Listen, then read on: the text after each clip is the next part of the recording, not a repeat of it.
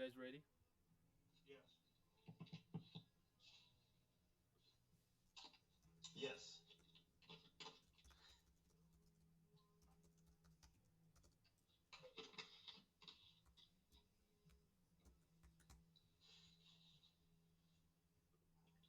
Matt, you can hear me okay?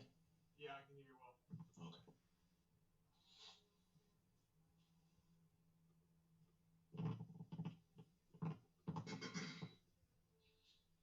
Here we go.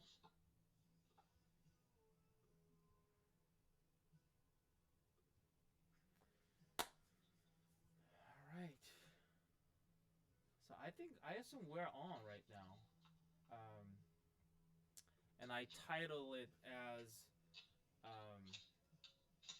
Southview Men's Ministry, Southview Talk. How do you guys like it? That works. Yeah. I think I have to turn up the music, by the way.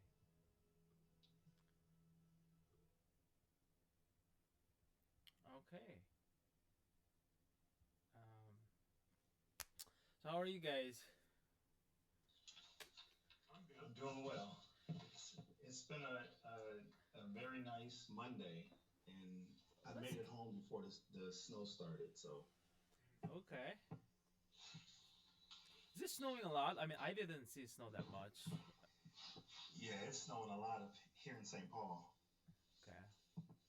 How about you, Matt? I saw snow an hour or two ago when the sun was still out, but I haven't checked recently. But yeah, it was snowing. It was snowing pretty heavily. I Okay. don't know how much snow's on the ground right now, fresh snow. And I'm doing well overall. Uh, I actually showed up to work today, and most of um, most of the plant that I work at was closed. Um, a lot of people were off today because it's President's Day. Yeah, Oh, Yeah. yeah. forgot about that. My kids, So they. only. Oh, go ahead. No, I just said my kids, they didn't go to school today. Mm. So did you do anything fun with them today? Oh, I did tax my taxes today. So that All cons. day. Well, there's something tax code for ministers are a little complicated than Mm. Mm-hmm. regular citizens, I guess. But anyway, I had to read, and there's some text code that they changed. I try not to break any laws Of course. because I don't want to have any kind of you know audit to go through all my files. So I'm good. I mean, I'm done everything. Kids were playing on that side. I was doing my taxes here, so feels good. And you're almost done. Yeah, I mean, I'm Okay. done. I'm done. I mean, Okay. I was kind of prepared for everything. Okay. So why don't we go around and explain to people, whoever is watching, what we're doing. Um, do you guys want to start? Like, how do we begin this? I'll let Matt start. Okay. Yeah, sure. Well, this is a brand new endeavor of ours to work through. We've decided we're going to work through the quarterly, Mm-hmm. um, and we're going to attempt to do this every Monday night. And we're going to read through some of the quarterly and come up with some questions that interested us. And hopefully, this will be a good platform or forum for us to discuss those questions and maybe get some answers. That's my understanding of it. Okay. Dustin, you would like to add some more? I think I would just add that when we started the conversation, it was, and this can change, but when we started the conversation, this was an idea for our men's ministry. Oh yeah, that's right. So the fact that we're on Facebook, I think that opens it up for everyone. But the idea was to try to get um, the men's ministry and find something, a time that is convenient for a lot of the men in the church who are parents and, of course, are employed. So we just want to do something consistent and something God led. And our wonderful women at Southview, they have consistency, and so we just want to do the same things, offer the same things for our men. We're not competing, right? We are not. We are not competing. There's no competing in the kingdom. No competition. I'm just checking sound one more time. Okay. We're not competing, right? Okay, this sounds good. I can hear it now. Cool. Okay, so well, everyone had a good day, snowy day. But it's good that we can talk through this technology and the Skype. And hopefully, maybe we can have someone joining with us later. Yeah. Why don't we begin with prayer?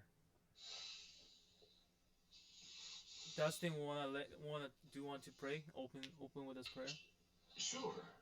Gracious Father, we just thank you for this time to gather together. We thank you for technology that allows us to be in different spaces and to communicate in your word. We ask that you bless this gathering. We ask that you bring viewers, open their hearts, members and non-members. We ask that you bless our conversation. Give us the Holy Spirit. Give us clarity, understanding, insight, revelation into your word. Lord, we thank you for hearing and answering this prayer as we pray in Jesus' name. Amen. Amen. So basically, I think I can hear you, Dustin, really well. Matt, if you can come closer, or you can have a earphone that you can plug in, I think that would sound better. Yeah. Let me just try something really quick. Okay. So, the lesson 8 for this week. Yes. From the stormy sea to the clouds of heaven.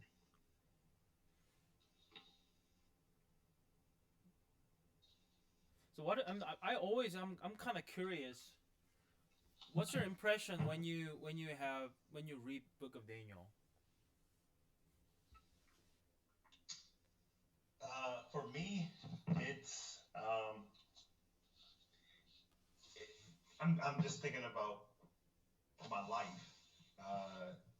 So if I were to try to put all that, I would say confusion. But I believe with coming into the church and learning about Daniel, I've learned about so many other things: the sanctuary message, the health message, so many other things. We've studied Daniel before, and I'm getting better at it, but just reading it on my own with just with just the Bible and the quarterly aside, it can be confusing. But I think with the quarterly as a companion and some other writings of I forget his name. There's a book I have that breaks down Daniel. Mm-hmm. That really helps. So for me, I'm getting better, but I want to say the majority of Christians, I would say, I think it can be a confusing book. Okay. I mean, I know. Oh, go ahead. No, go ahead, Matt. No, just to speak on that question, I would describe it as a dense book, no doubt. In a way, it kind of parodies the rest of the Word of God. I mean, it's a book for a lifetime, really. I mean, I feel like we kind of worked through this when I first came into the church. We worked through a quarterly called End Time Prophecies or something. I forget the title of the quarterly, but it was about a year and a half ago. And it mostly was going through Daniel and Revelation. And now going through Daniel again, maybe a year and a half later, I feel like I'm learning a lot more. More is being revealed to me continuously, and so yeah, like I said, I really feel like it's a book for a lifetime. That's true. Like, it's been people have been studying this book for a long time from different perspectives, and for Adventists especially, the church is founded based on the understanding, and people study this book seriously, really wanting to understand what it is. Matt, did you want to say something, or Dustin? Well, no, I was just going to say I want to make sure that my phone is charging, so I'm going to back out and make sure I can see the battery charger thing, and then I'll come back. Okay. Okay, sorry. That's not a problem.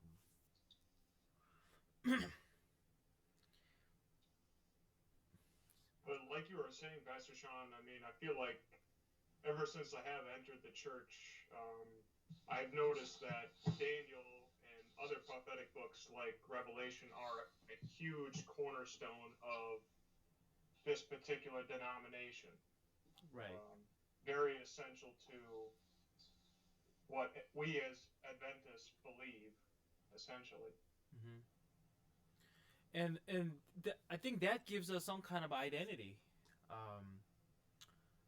I think each denomination, Christian denomination, has some value in it. Like you have a Lutheran background, and Adventist Church, we value Martin Luther's, his work, his theology a lot. But at the same time, what's the difference from like Lutheran beliefs and Seventh-day Adventist? And that core question of Seventh-day Adventist always comes from the study of the Book of Revelation, Book of Daniel, and Book of Revelation. Welcome back, Dustin. Is it fully charged? It was not charging. Okay. So I'm glad I checked. Okay. It's plugged in, but it's yeah. Anyway, I won't get into it, but it's charging now, so we're okay. Okay. So it's a lesson 8, and can you believe it's already lesson 8? Like 8. I thought the New Year's Day was just around the corner, and then now few church closer, and then we're lesson 8. I remember I was on the schedule to teach lesson 1, and I felt like it was not that, it wasn't 8 weeks ago.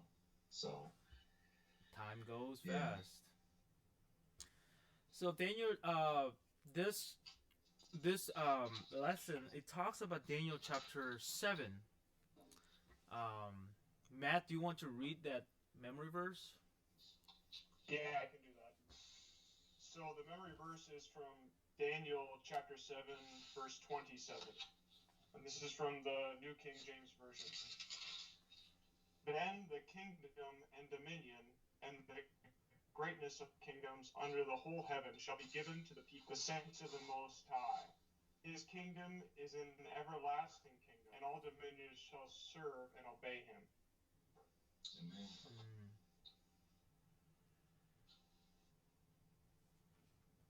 So this week, like, I think we studied Daniel chapter 2.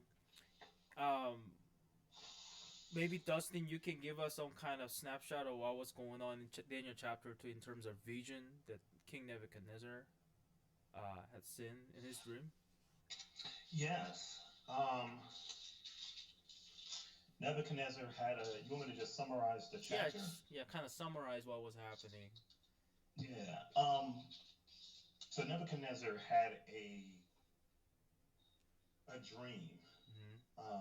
And verse 1 says, dream dreams. So it led me to believe there was more than one dream. But it was repeated. And so it troubled the king.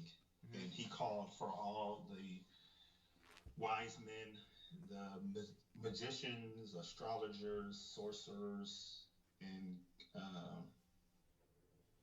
Chaldeans to to number one, tell him what the dream was, because he couldn't remember, and number two, to interpret the dream. And they try to flatter the king, and they basically were asking for more time. Um, King Nebuchadnezzar wouldn't give them more time, and so they made the confession that no man, I'm paraphrasing, but no man on earth can do what you're asking. That must be really frustrating, you know, like Yeah, your life is just here, but the king was asking something very crazy. Like, if you don't tell me, you're done. yeah, yeah, and that makes sense. What man on earth can tell you what you dreamed and then tell you but just that, tell you what you dreamed. Just leave it at that. And so a what is it? A creed went out, or a declaration that all the sorcerers and magicians and Chaldeans and astrologers and sorcerers would be killed. And I believe David was told, or he found out, and so he went to the king and requested more time. It was Daniel, not David. Daniel, what did I say? I said David. I'm sorry. 5 little stone lead to 1 little stone. I'm sorry. Those deeds. So yes, Daniel. Sorry, I requested more time, and he was given more time. I think this speaks for something that the king saw in young Daniel. So then, verse 17, then Daniel went to his house and made the thing known to his companions, what was going on. And I believe did they fast? I think they prayed Okay. that night. Yeah. Yeah. Verse 18 is they sought the Lord. Then verse 19, then was the secret revealed unto Daniel in a night vision. Then Daniel blessed the God of heaven. So that lesson, or reading that, just made me really understand the relationship between Daniel and God. Daniel could have, patted himself on the shoulder and said, I have this great relationship with God, but he didn't. He went directly to praising God and thanking him for giving him this. So he's very humble, which is what I saw. Then was a secret thing revealed unto Daniel in a night vision, and then Daniel blessed the God of heaven. Daniel answered and said, blessed be the name of God. So he's praising God. And then... Well, what's the dream? What's the dream? Like, what was the dream? Do you guys remember? The dream was, this is the part that gets me, because I always get but it was an image of a statue, huge statue. The great image. And, yeah. Sorry? The great image. The great image. Yes. The image of a man, broken up into different portions of material. The head was gold, which is prominent in Babylon. The chest, this is where I always get confused. I'm still learning this. The chest was Persia. The but it was silver? Yeah, silver. Silver. And that was Medo Persia, which conquered Babylon. Thighs of iron. Was it iron? Bronze. Bronze. Thank you. Which was Greece. Greece conquered Medo Persia, and then legs of iron. That one was iron? Yes. Okay. Legs of iron, and that was Rome. And then the feet of iron and clay, Kind of mixed um, together. mixed together, miry clay, Hmm. um, and that was Rome divided. Um, and so he went and made this dream known to King Nebuchadnezzar, and um, that's 31 through I think 36. No, further than 36. Um, It's about the kingdom at the end yeah, after the so divided kingdom. yeah, so we don't know the what the dream is until he goes to the king, of course, and so we learn at the same time the king is learning what all these mean. Hmm. Um, and then there was a stone, verse 45. The stone was cut out of the mountain without hands, that it break the pieces of iron and brass, the clay, the silver, the gold. The great God hath made known to the king what shall come to pass hereafter. And the dream is certain, and the interpretation thereof sure. So this is just Daniel just declaring that Hmm. um, this is God. What God says comes true. And so that stone that was cut out of the mountain um, without hands, this is Christ returning. This is the kingdom of heaven. And so, with all these kingdoms, Babylon, Medo Persia, Greece, Rome divided, um, nothing is more powerful than The God. So, kingdom of God will God. come and conquer the current kingdom, this earthly kingdom that we currently reside in.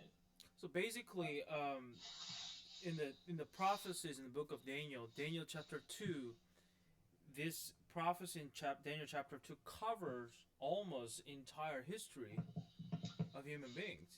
Yeah. It covers everything. Um, and basically, God said, no matter how strong you can be, no matter how famous you can be, doesn't matter. Eventually, God's kingdom shall stand. So that was a kind of really big picture of what was going on in chapter 2. Um, what do you think? Like when you hear this story, Daniel chapter 2, that all the things that for the future God can see what will happen, and He basically controls. What's your impression on that? To me personally, it just gives me a sense of assurance that whatever may come, um, God is aware of it. God knows what's going to happen, and we can trust in Him that He will do right by us. Mostly because of the gift that He sent us in the form of His Son. Um, but yeah, it's just assurance to me. It's Mm-hmm. just reassurance. Dustin. I'm thinking about one of one of the questions in this week's Mm-hmm. Sundays, and it just and maybe we'll talk about this later, but I'll just read it really quick. Of these thousands of years of human history, sorry, all these thousands of years of human history have come and gone just as predicted. How much comfort can you get from knowing that above all the clamor, unrest, and at times utter chaos, God rules? And I think that just touches on what what Matt was saying. Um, just kind of veggie backing off of that. It gives me comfort to know that God rules no matter what happens. Um, the only thing that remains is His word and people. His people, the bride, us, Mm-hmm. God willing. And so, but number one, His word will never perish. It'll never go away. And so to know what the word says and to take comfort in that, is a beautiful thing. So, Yeah. so yeah. So reading Daniel 2, I mean, just reading a lot of Daniel, a lot of the Bible, Hmm. um, and reading the things that Christ said to us, to just truly have faith of a mustard seed, to believe it. Maybe not understanding it completely, but to believe it. Um, and like that question said, with all the chaos, the unrest, and clamor, Hmm. this we're gonna see all of that.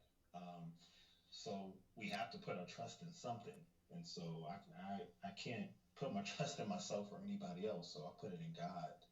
Because like whenever we see things happen in our lives, in our like personal level, or in the state or family, and furthermore as a country, as a world, I mean, just sure thing. This coronavirus, for example, like people are always ask this question, like, how long this gonna be? Like, when are we gonna have solution? Election is another thing. Like, we have this election coming up this year.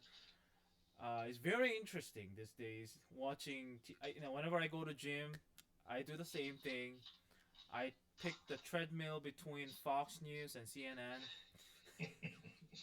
to balance my view, and it's very interesting which one, the stories that they cover, um, and just make you feel like November is gonna be the end of something.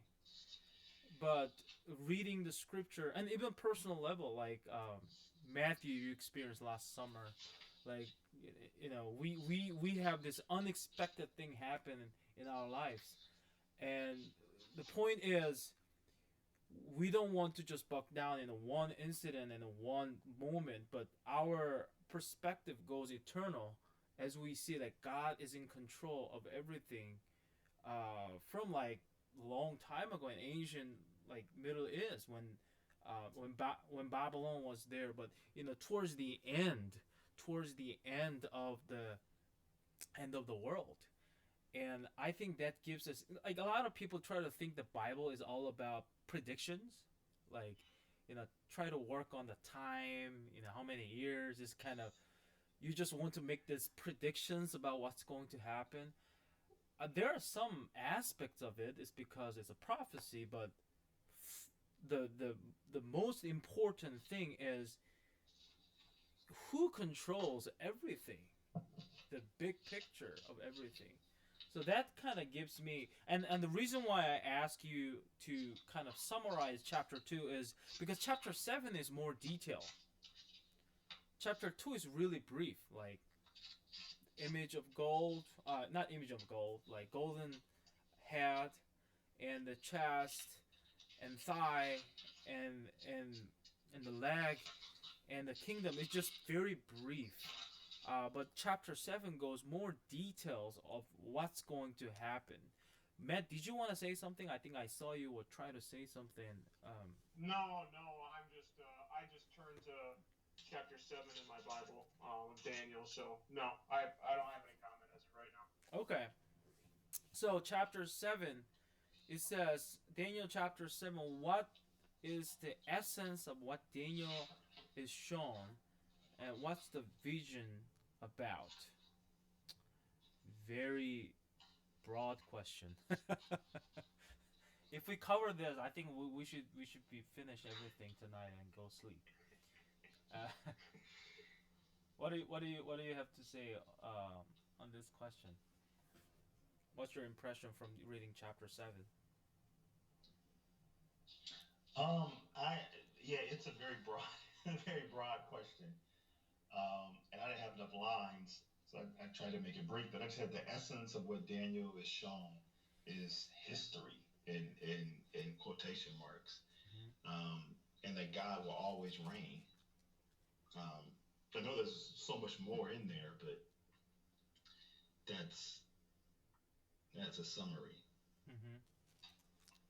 Yeah, Dustin, I really like your point about God reigning.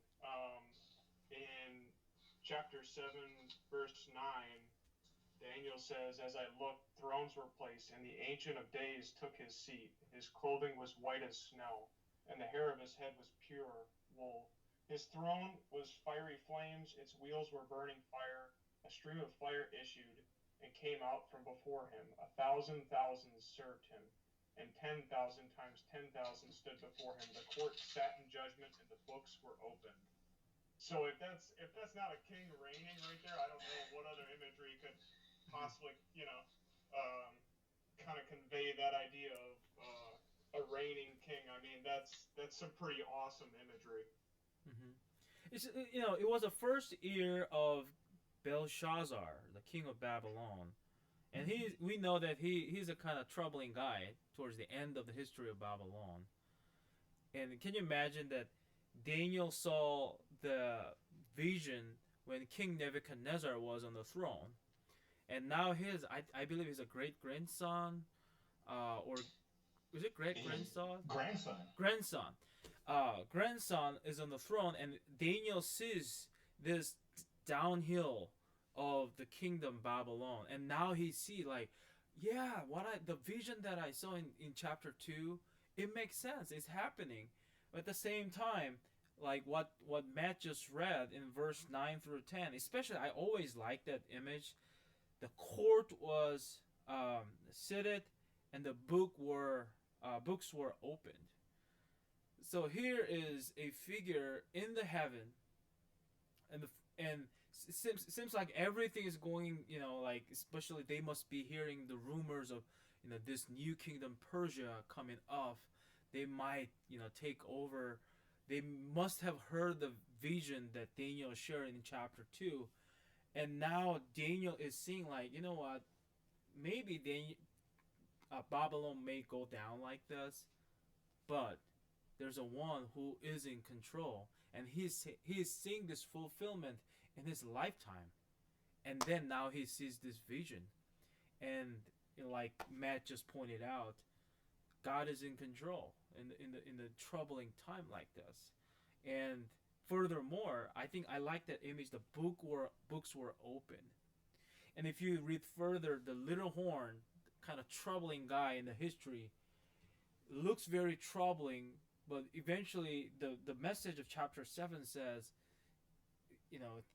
even that little horn will be judged by God. So we don't have to worry about even future troubles. Not the troubles that we have, but even future troubles. God takes care of it. So I think that's really cool picture, the image that we can have. So if you read through, I know it talks about, it has a different animals or the beast coming out. Yeah. Can you guys kind of briefly summarize what it is?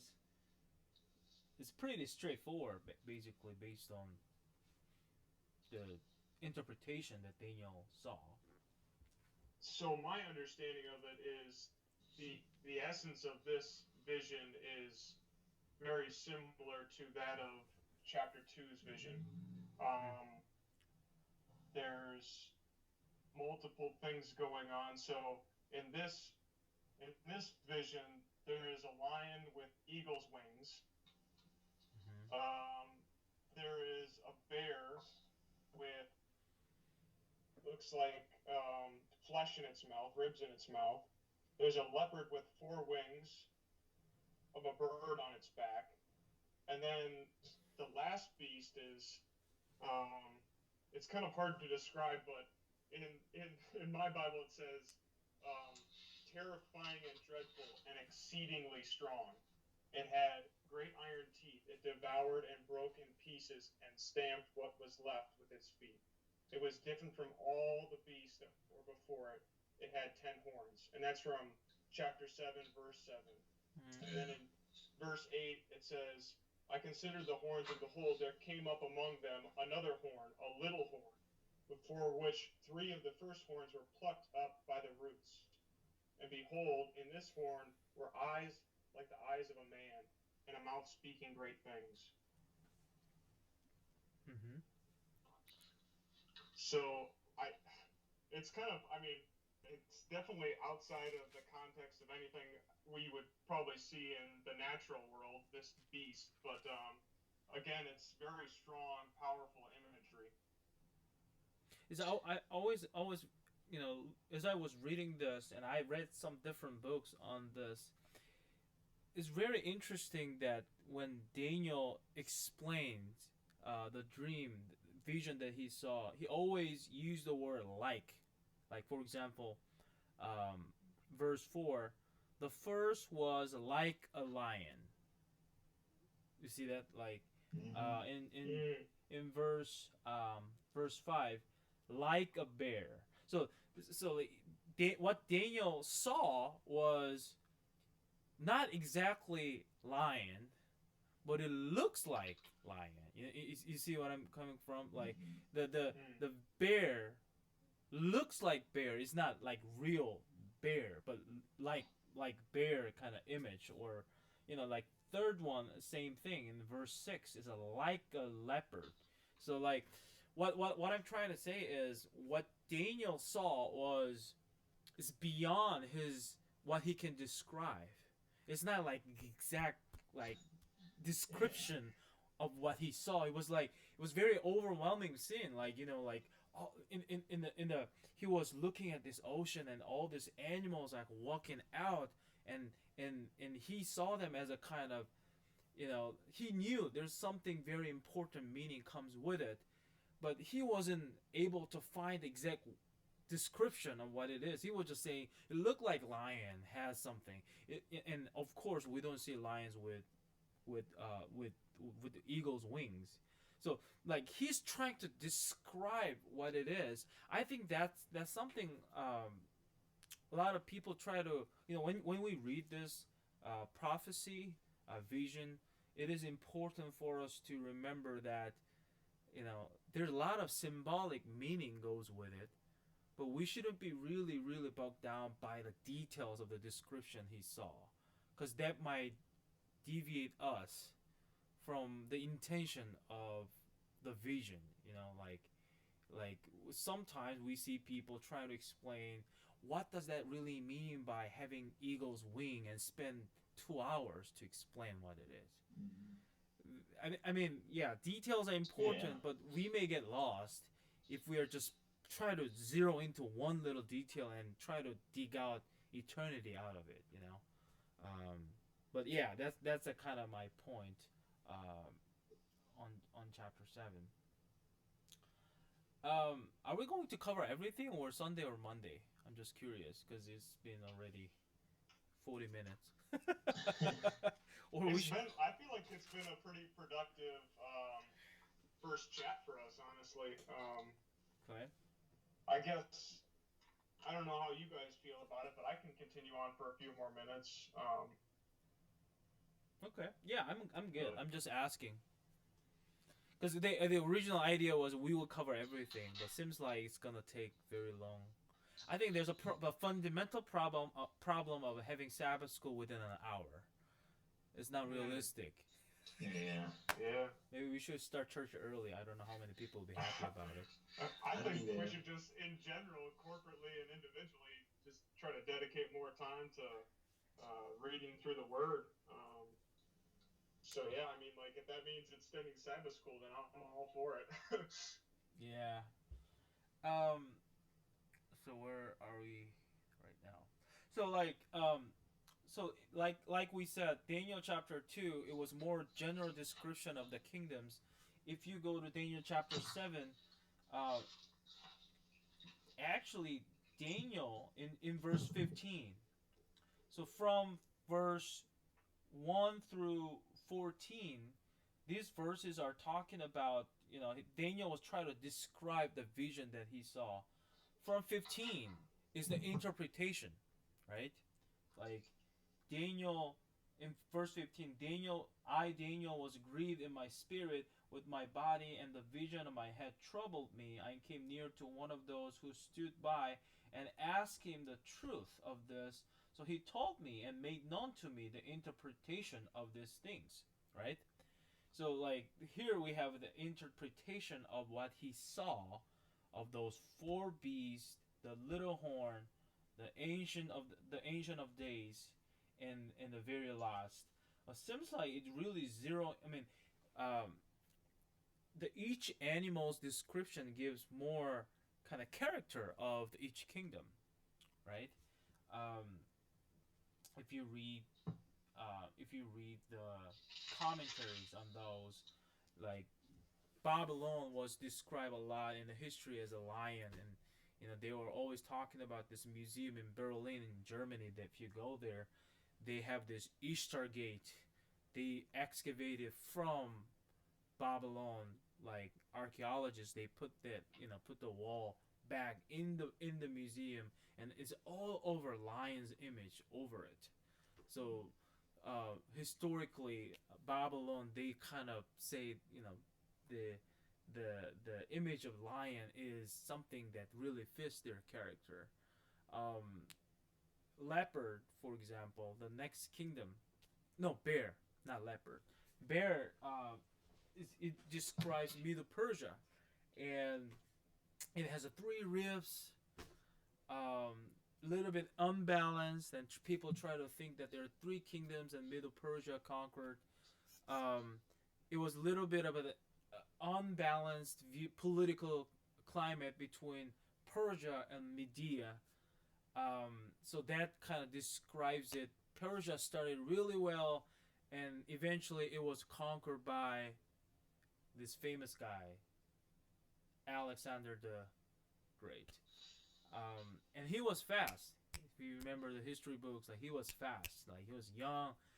He had all this cavalry. They just basically swept through the region. But leopard was, of course, is speed, and then the wings. It describes the speed, like how fast they were able to conquer. But at the end, the kingdom was divided into four, and that's why the leopard has four heads.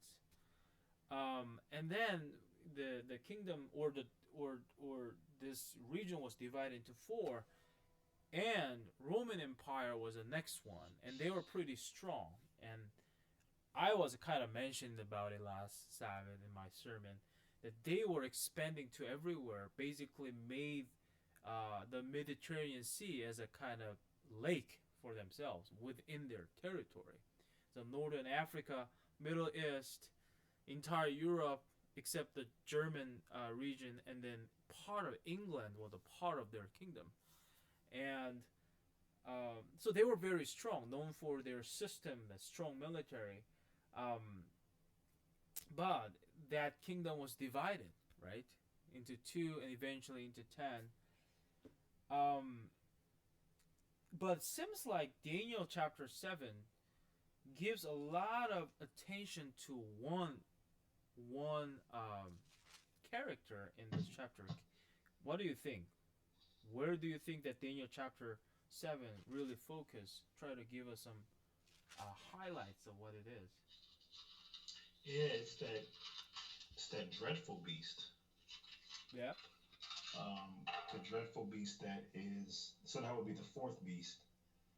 I'm trying to remember where it starts at.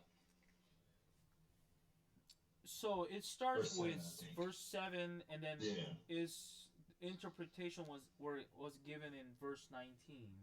Yeah. From verse 19. It's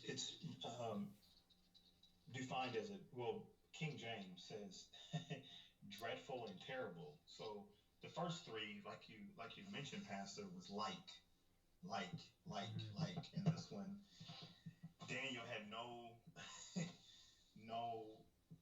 idea, but he defined it as dreadful and terrible, which allows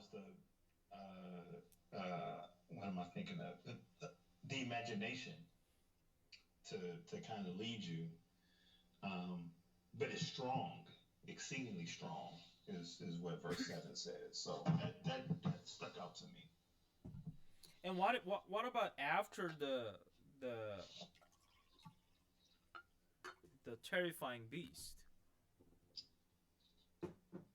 Oh, you're right, the little horn. Mm-hmm. Yeah, I'm sorry. I was thinking about the animals. No, you don't have to be sorry. I'm just kind of wanting to point that out. No, I mean, I should have recognized the question. Yeah. So here's one more personal question to both of you, because I was born and grown up in the Adventist church, so when I hear the word little horn, it kind of clicks, because all the education that I had. What about you guys? When you hear, I mean, I know Matt is from like not Methodist, Lutheran background, right? And Dustin, right. you are more Pentecostal. Pentecostal. Yeah. What was your viewer understanding of this chapter or this story before you came to Adventist, or even after you came to Adventist? Because I think this is something Adventist churches really spend more time on this message. What was your experience like? Pastor Sean, I would say your interpretation is correct. I mean, the Adventist Church, ever since I became a part of it, is very focused on a lot of these prophecies, especially in Daniel and Revelation. The church that I came from, in particular, I can't speak for the whole Lutheran denomination, but I was familiar through my church of Daniel, some of the stories, but a lot of these prophecies were not really talked about. We didn't spend much time in them. There was no real understanding as far as they were concerned. So yeah, I mean, it was just essentially glossed over. Yeah, I don't know how else to describe it, but yeah, there wasn't much teaching going on as far as a lot of these prophecies were concerned. Okay. For me, being raised in a Pentecostal church, we rarely. I mean, that again, I was a kid, so I wasn't that focused. Is very grateful that I lived in a household with that. My parents acknowledged we were Christians and we will go to church, and so we went to church every Sunday. But I don't recall ever really going into Daniel. I don't recall ever going into Revelation, which gives a lot of Daniel meaning, and vice versa. So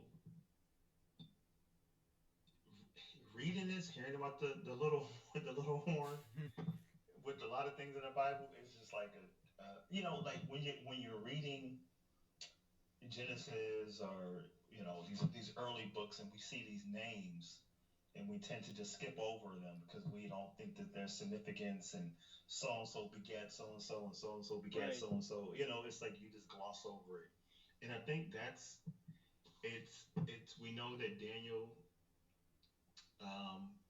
was a closed book for a time. But John the Revelator declared, I believe, that it would be open at a certain time, and so now it's open. We can get the understanding, but I think nowadays people still see the book of Daniel and Revelation as closed books, and what I mean by that is it's impossible to get an understanding. But I believe the Bible interprets itself. So if we give it the time, we'll find the meaning. So growing up, yeah, there was really no interest, no acknowledgement of the little horn. I think talking to either of my parents today, they probably wouldn't, they'd probably look at me very confused. Little horn? What are you talking about? Little horn? Just the time prophecies, the little horn, that's not meant for us, and but so with coming into the Adventist church, it was, and I've shared this with Matt before. I've never fellowshipped with a group of Christians who desired to know the word, and I think reading about the Millerites and some of our forefathers, and how much time they delved into the scriptures, again, knowing a little bit about the Pentecostal church and how it started with Azusa Street and different things, Mm-hmm. and then as an adult, I went into the non-denominational church, and there was really nothing really there either. I think it was a little bit more Pentecostal as well, just because of the speaking in tongues, which was not often, but it was there sometimes. So I saw this more of a Pentecostal church. But anyway, but still, they didn't dive into any of this stuff. So coming into the Adventist church, you just want to study the word. And when I was visiting the church, just seeing the quarterly, this is what really brought me in and kept me coming back was the quarterlies. Mm-hmm. And I love taking notes during church and going home and further study. And so so now that being in the church, I do believe it's not being taught as much as what I read from back in the day. I think prophecy says that the Adventist church will kind of not make it a forefront. It won't be, and that's it's still there more than any other denomination or people that I know.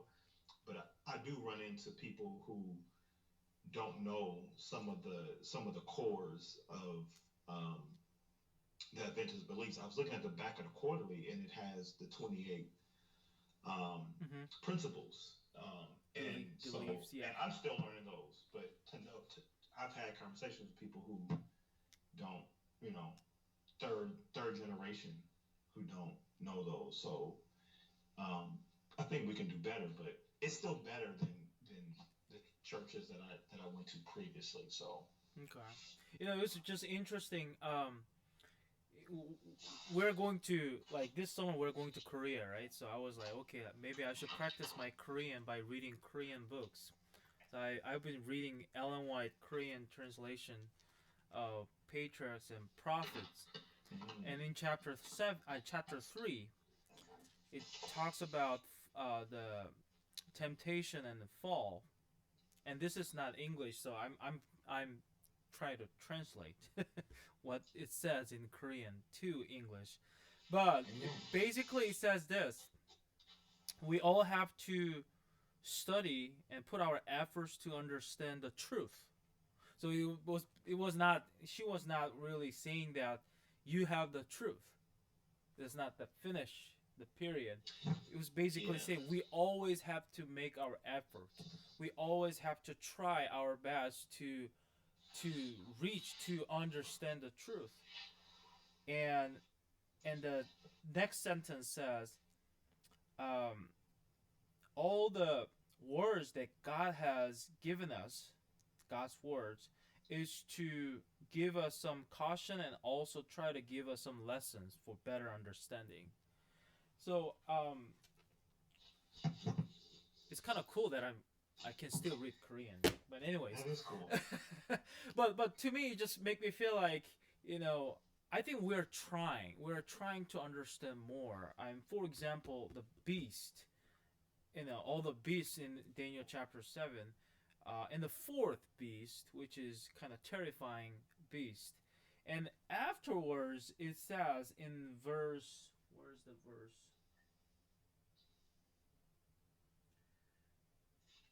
Verse 21, because Daniel chapter 7, it gives so much attention to this little horn, basically. So here's a little horn, and here's the Ancient of Days, two big kind of theme or big image, or it's like two big principles clash. And verse 21 says, as I was watching, the same horn was making war against the saints and prevailing against them. And I think that was the reality what Daniel was going through. Because obviously what we see is the little horn was someone who is going against God, the Most High. And in quarterly, it actually mentions it here.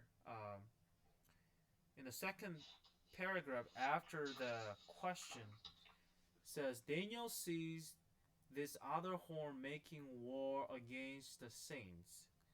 The angel explains to him that this horn is a king who will perform three unlawful actions: speak pompous words against the Most High, persecute the saints of the Most High, intend to change and the law, times and law. And as a consequence, the saint will be given into his hand. Next, the angel gives the time frame for the activities of the little horn, a time and times and a half time. In this instance of prophetic language, the word time means ear, and so the expression time signifies ears, a dual form 2 years. Hence, this is the period of the 3.5 prophetic years, which according to the year-day principle indicates a period of 1,260 years. During this time, the little horn will mount an attack against God, persecute the saints, and attempt to change God's law. So, I mean, to me, it has a lot of details in it, but basically what we see is Satan is openly and deliberately going against God. And here we have this question that, and we're exposed to this question all the time. Do you want to? It looks like, I'm just trying to bring this perspective of Daniel. He used to be in Jerusalem, right? The temple was there. It was city of God. And the Jerusalem was besieged, and it was destroyed, and destruction of the temple that he witnessed. Seems like there's a persecution going on. Seems like there's a war between God and maybe we can say Satan or the devil. And now he's in Babylon, and he sees this vision, and this is not something that will happen in the future from Daniel's perspective. For him, this was like what's happening right now. And he's been praying, if we go further, that Daniel has been praying, when are you going to, for how long it will happen like that? How long we're going to stay here in Babylon? And I think what God was trying to do is he's expanding his view, saying, Daniel, I know this is the problem. I know this is challenge that you see right now. But let me expand this in a very broad view where there will be a war or a conflict between God and the devil until the end. Do you kind of see that? Like, this is what's going to happen. There's a conflict going on. But eventually, the little horn or the devil or Satan will be overpowered by God. It's because God, and here we have this verses saying in verse 14, and his kingdom, the one which shall not be destroyed. So to me, it's always interesting to see this little horn description. And I always try to explain this. There's a war between God and the little horn or Satan. It started from even before the foundation of the world. That was there when Adam and Eve took that fruit. That was there with Noah's Ark. That was there all the time. But that's not just this great conflict or war between good and evil is not just somewhere else. It also exists in our hearts. Like, we always have this two, I don't know how to describe it, but we have this war going on in our hearts too. Do you guys see that as well? Yeah, I think Paul. Most definitely. Yeah. Dustin, were you going to say something? No, I was going to say, I think Paul touches on that when I brought this up and I misquoted it then. I'm probably going to misquote it now. But, Paul says the things that I want to do, I don't do. And the things I don't want to do, I do. And I think that's the battle within us. So yeah, I agree with that premise, with that idea that each one of us has a conflict within ourselves. A great Speaking of conflict. Paul, there's something that I want to read, and we all know it, but it's good to remind ourselves of it. In his letter to the Ephesians, chapter 6, verse 12, this is from the English Standard Version. For we do not wrestle against flesh and blood, but against the rulers, against the authorities, against the cosmic powers over this present darkness, against the spiritual forces of evil in the heavenly places. So I think that just really puts into context what's going on, not only what we see in the world today, but what's happening in the spiritual world and what's also happening within ourselves, to Pastor Sean's point. So there's definitely this massive cosmic conflict going on, and it's gonna continue until the end of all things, until Christ comes back.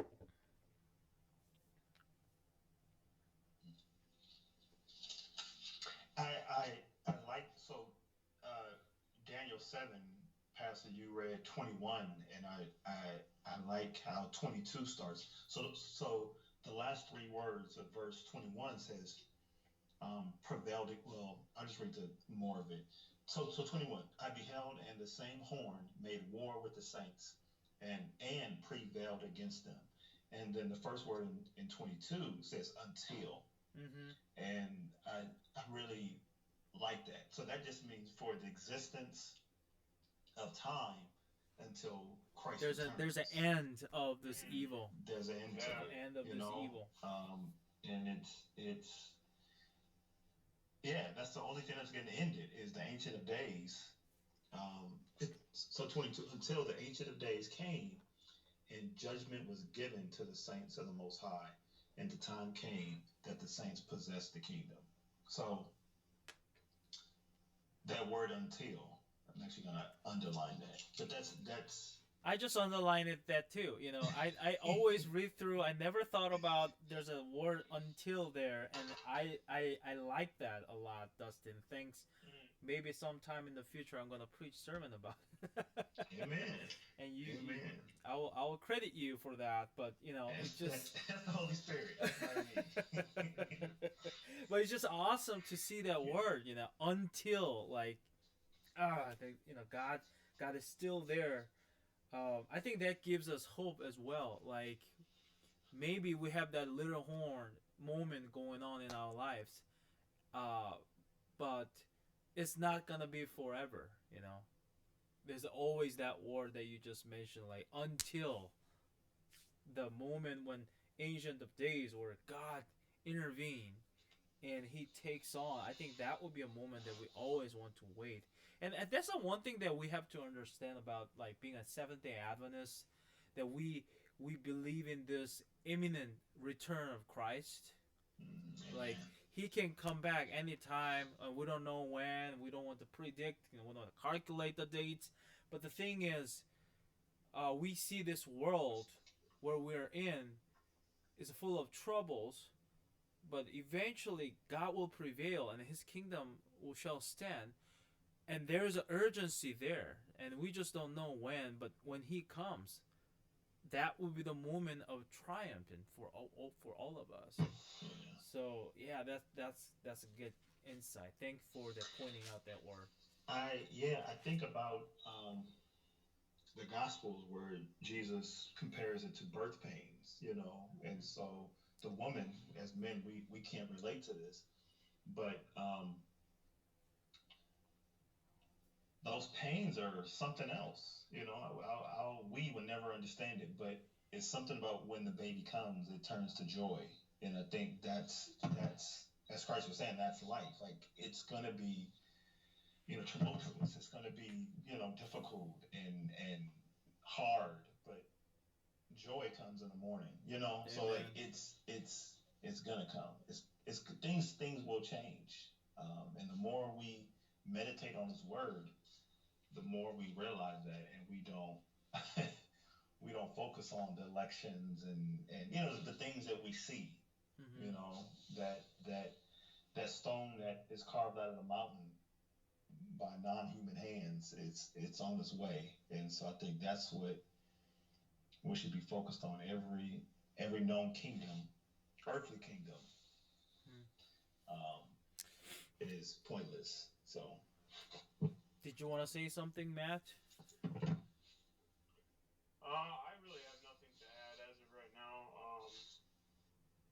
Yeah, I feel like we could talk for a long time about all this. I mean, like I said in the beginning, like I feel like this is a book for a lifetime, and so I'm sure we'll have more conversations on this topic, on this chapter.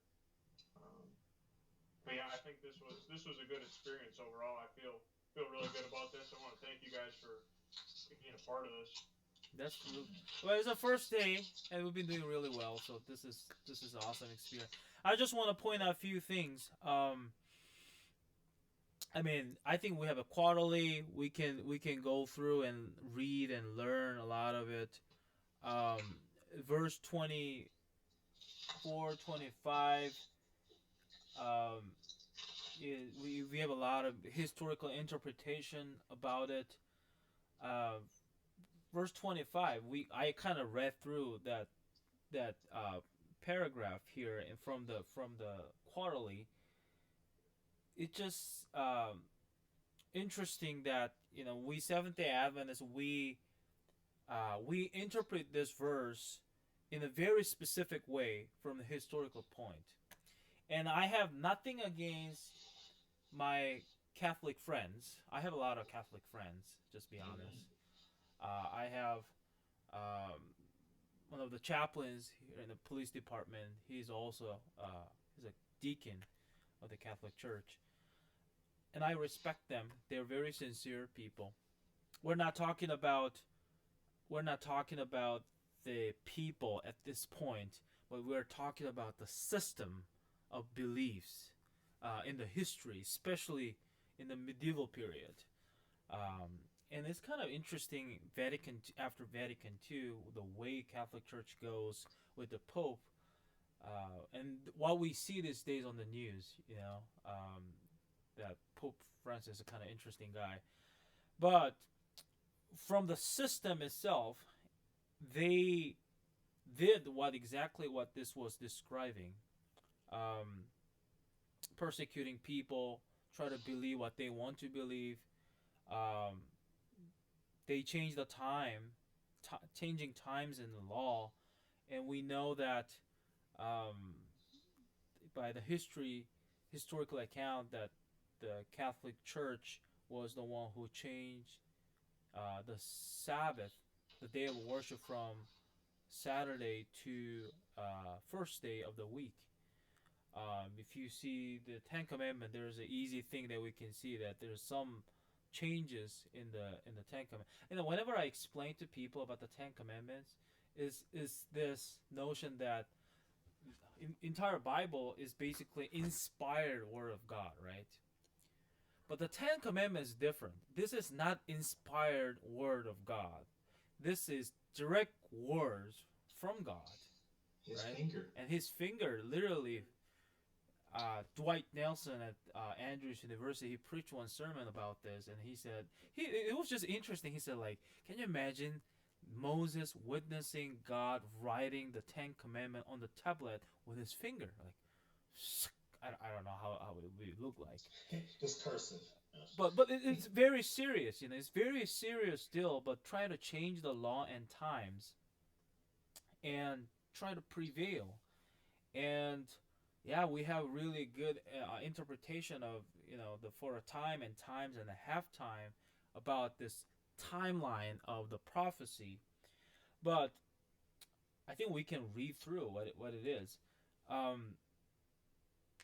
But I think we need to be very careful on, because sometimes some Adventist friends want to finish chapter 7 at verse 25. Like, spend all hours trying to explain the time in the 1260 prophetic, interpretation. They just want to spend all the time on this. But the thing is, chapter 7 has verses until 28, right? So verse 25 says, the saints shall be given into his hand for a time and times and a half time. Seems like the God's people will be persecuted. They will be prevailed by this little horn. But like you said, Dustin, in the previous verses, like the word until, verse 26 begins with but in my Bible, a New King James Version. But the court shall be seated, and they shall take away his dominion. Like basically say how hard the Satan's influence all around the world.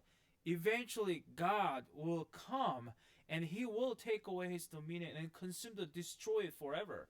And I think that it is important for us to really focus on what he does instead of what Satan does. Does it make sense to you guys? Because we can be, we can easily fall into a temptation to be more conspiracy theory kind of guys. I think we're more than that. By looking at what God does and his victory, like verse 27, then the kingdom and dominion and the greatness of the kingdom under the whole heaven shall be given to the people, the saints of the Most High. Like he was basically, you remember the few sermons that I preached about the image of God? It says, we are created by the image of God and we are God's physical representations to the earth. Basically, Satan tried to take that away by prevailing them. But in verse 26 and 7, basically it says, God is coming back. And he said, you know what? I'm going to give this authority, this dominion and the kingdom back to my people. Like he's restoring that image. He's restoring that power that God has given us.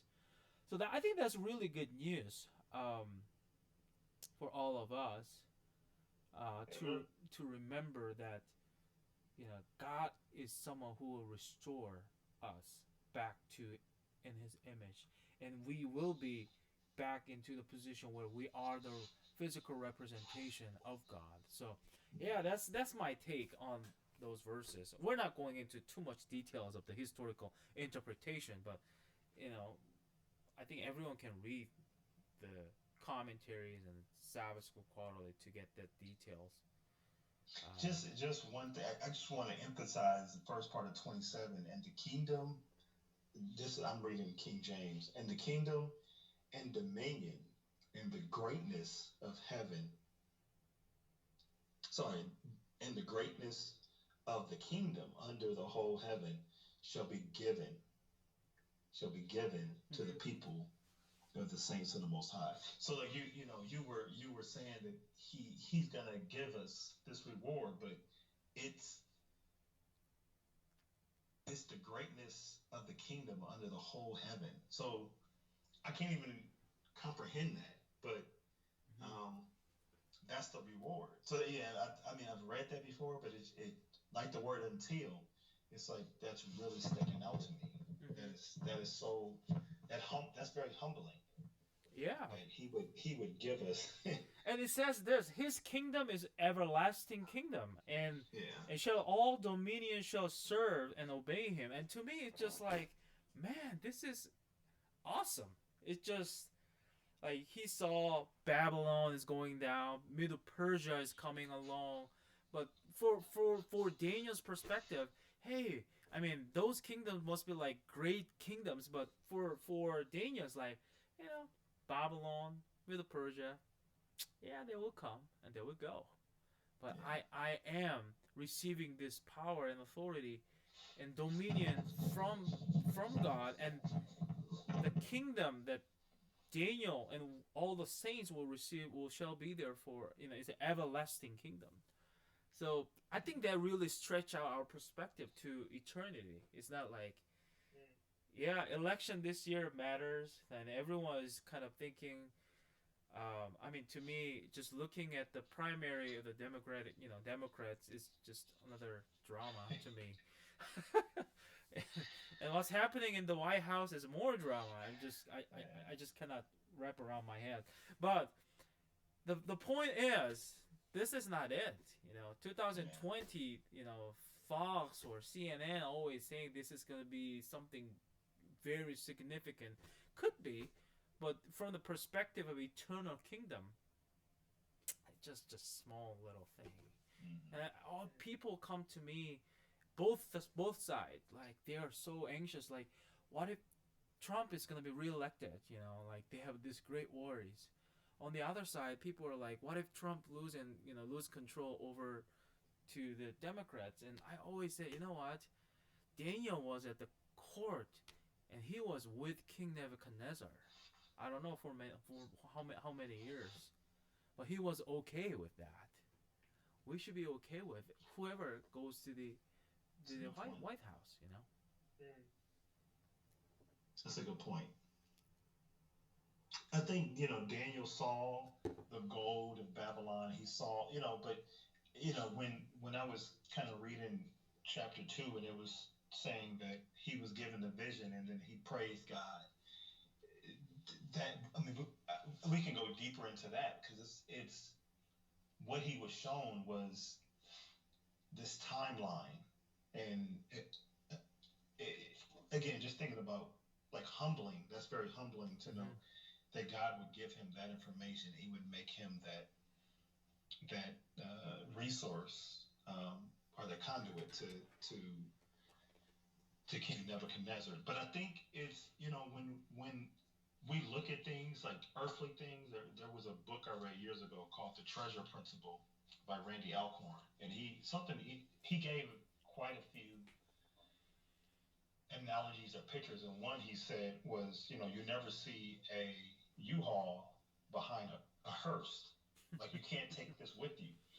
But the one that really stuck with me, he said, go to a junkyard and just look out and comprehend that everything that you would ever own will end up in that junkyard. And so from a Maserati to a Bentley to the most expensive watch to, your favorite clothing, shoes, I remember as a child and an adult wanting something and then possessing it, and then a year goes by and it's something I don't even want anymore. So it's like taking those life lessons. Or when I donate it, like when I donate something, clothing or something, a jacket, I think back to the things that I would do to get that, and it's like now I'm giving it away. And it's like none of this matters. I think what I'm getting at is I think Daniel was not affected by the wealth of these kingdoms, from Nebuchadnezzar to Belshazzar to Darius. And that's how we should be. We shouldn't be sucked into the things, be in the world but not of the world. We have to function here but not take possession and use this energy, this breath that God gives us, to put it on the wrong things. And so yeah. Matt, do you want to add anything? No, I think those are all good points. I don't have much to say other than feel like, again, this has been a pretty fruitful conversation for me personally, so I'm just appreciative. Thank you guys. Okay. All right, so we talked for how long?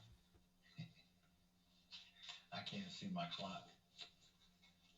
Hour and 20 minutes. Wow.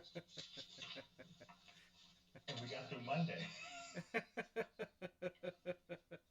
I think that's the same problem that we see all the time at church on Sabbath mornings. Yeah. Yes. We have to start on time. Yeah, I think we should wrap it up. And I think it was really cool that we do it this way.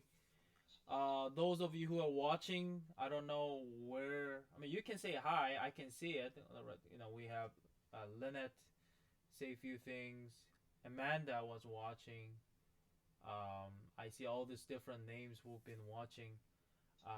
I'm gonna put this video on our YouTube as well, our church YouTube, and I know everyone's busy. That's why we picked this way.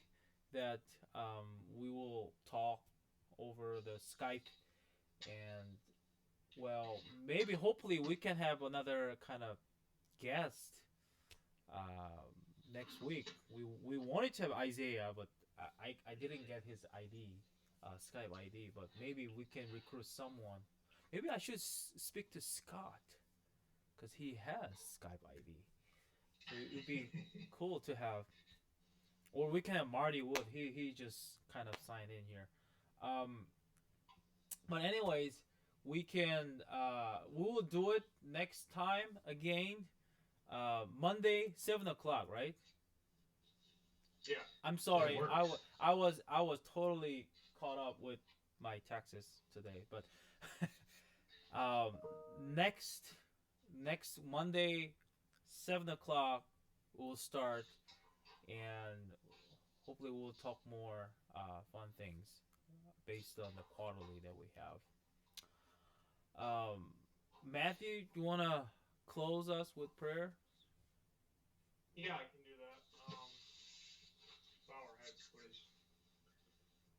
Heavenly Father, thank you for allowing us to come together virtually tonight, allowing us to talk through your word, to learn, to understand more about you, to draw closer to you. I pray that we do this daily, moment by moment. Lord God, I'm now going to pray the prayer that your Son, Jesus, taught me. Our Father, who art in heaven, hallowed be thy name. Hmm. Thy kingdom come, thy will be done on earth as it is in heaven. Give us this day our daily bread, and forgive us our trespasses, as we forgive those who trespass against us. And lead us not into temptation, but deliver us from evil. For thine is the kingdom, and the power, and the glory, forever and ever. In the name of Jesus, amen. Amen. Amen. You guys have a good night, and I will see you guys later. Okay? Okay. Yeah, have a good week, guys. You too.